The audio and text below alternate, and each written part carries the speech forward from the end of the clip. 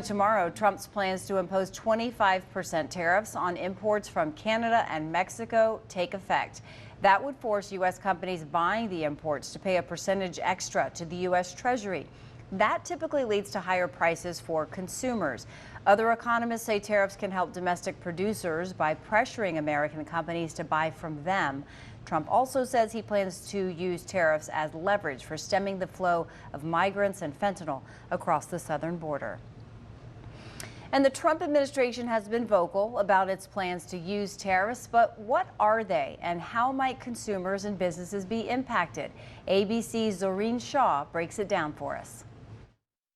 Like many Americans, you've almost certainly heard of the word tariff over the last few months. Bankrate's Sarah Foster says there are a lot of misconceptions about what tariffs mean for you and your business. I think the simplest way to describe a tariff is to call it a tax. And it's just like property taxes or sales taxes, only instead of applying towards a good or a service or real estate, it's a tax on imports. The countries where the goods originate don't pay the tariff. Rather, it's the companies or consumers buying the imports. A country where a tariff is imposed can be negatively affected if a business decides to buy its products elsewhere, resulting in less demand. Proponents of tariffs see them as a strategy to encourage more manufacturing within the U.S. What we've seen in response to Trump's first-term tariffs and then most of the tariffs that Biden kept in place during his presidential era is that it really hasn't brought much activity back to the United States. Industries and companies may be forced to increase prices, passing on their added costs to consumers. We're already seeing some companies like Walmart and Lowe's warn about price hikes. Foster says the full impact of tariffs is unclear. We've looked at this from the National Bureau of Economic Research, who found that